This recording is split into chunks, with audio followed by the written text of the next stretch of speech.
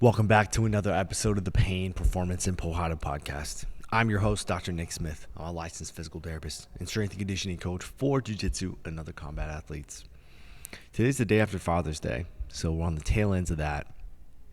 Yesterday, I had an awesome opportunity.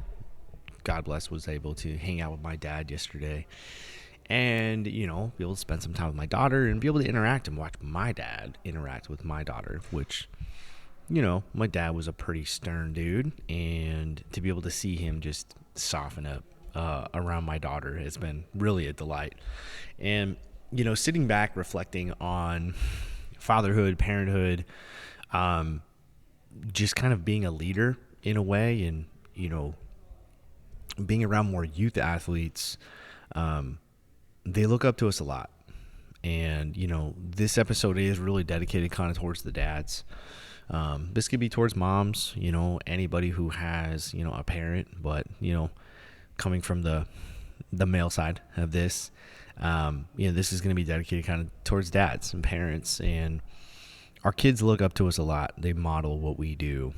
And I was thinking about, I've had the pleasure of being able to work with some dads and their kids, both for different injuries, heaven forbid they both got injured, but we, as the adults, as the leaders, kids look up to us, and the choices we make, the decisions we make do play a role in their development, in their decision making, and how they perceive the world.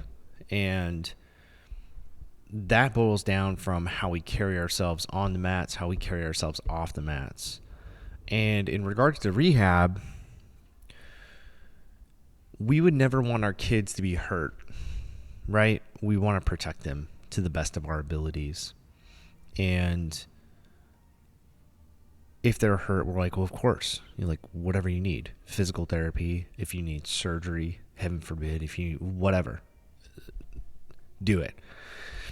But we don't always necessarily take that same kind of care or model that ourselves for our kids. We'll kind of put ourselves in the back burner, and, maybe that's generational. Maybe that's what our parents imposed on us. And we just kind of think that it's okay to not live, do as I say, not as I do. But it is really important to kind of set that tone for, if you are a dad who is fortunate enough to be able to train jiu-jitsu and your kids also train jiu-jitsu, which is what an effing blessing that is. If you're somebody who, is treating your body like an amusement park, not eating well, not focusing on recovery, not focusing on sleep, training, getting hurt all the time, what kind of example are we setting for our kids, right? And we wouldn't tell our kids to stay up super late till 2 a.m. the night before a competition and, eat a bunch of McDonald's the night before and, have a bunch of sugar and, you know what I mean? We wouldn't tell that to them. That's you might in moderation, but you wouldn't necessarily have them do that. If they're trying to prepare for a competition, you want to set them up for success. You want your kids to do well. You want them to succeed. But if we're kind of not modeling that ourselves, maybe we don't necessarily compete, but if we're hurt and we're just kind of training through the injury and not doing the things that we need to do to be able to handle it, but we just, tell our kids, oh, that's dad's bad knee or he's got a bad back. Is that really good? Is that really what we want to model towards our kids? And this isn't supposed to be, it might be an ego check. Sorry. No, I'm not sorry. It should, I'm saying it for a reason. Some of you guys who have had the blessings I've been able to work with have seen the other side of things, right? We maybe have grown up with parents who are telling us, fucking suck it up. Pain is weakness leaving the body. And to some degree that is true. But when you're seriously injured, doing the responsible thing and taking care of your body is important. I don't think that makes you weak. I don't think that makes you less of a man. Your testosterone's not going to plummet. It might actually go up if you take care of it instead of being injured all the time. It's not going to make you less of a man to ask for help. And maybe as men, we are taught to not ask for help and figure things out on our own to some degree. But I think there's a, there's a maturity of knowing where your limitations are and realizing like, I'm not the expert in this, and I could educate myself to some degree, but ultimately there is an expert out there to do this. And when it comes to getting over an injury, finding that person, finding a physical therapist who can help you out, and teaching our kids like, hey, this is important. If you really want to participate in this sport, there's things that you need to be able to do. It's not just about the training. It's not just about the gold medals, but there's things you need to do. Yeah, you may not be injured right now, but eventually you're probably going to get injured in this sport. Sorry, that's the nature of it. And setting good examples for them, setting good habits for them, teaching them the importance of a proper warm-up, making sure that they're fueling their bodies well, making sure they're getting enough sleep. Yes, still be kids, have fun. But, when it comes to competition time, or if they are competing, or if they are training, making sure that they're doing the things they need to participate in the sport. And it starts with us.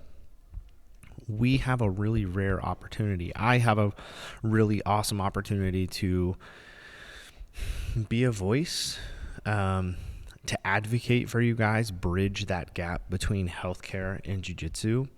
And I am trying to essentially create a little army of people who are not necessarily opposing healthcare, but understanding that healthcare has evolved and there's a right way to do things. And there are providers who really do care about you.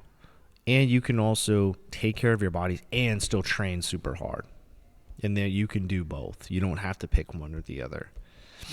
And that army that's being built with the adults, I'm trying to pass those things on to the kids where it just becomes normal. They don't realize that this was different for us growing up in the 80s and 90s. These kids, I want them to realize like this is the new norm. Everybody does recovery. Everybody does strength and conditioning. Everybody eats really well. Everybody prioritizes their sleep within reason. It's okay for kids to have fun and go off the rails once in a while. But, having that good, 80-20 rule, 80% of the time, we want to be as consistent as possible.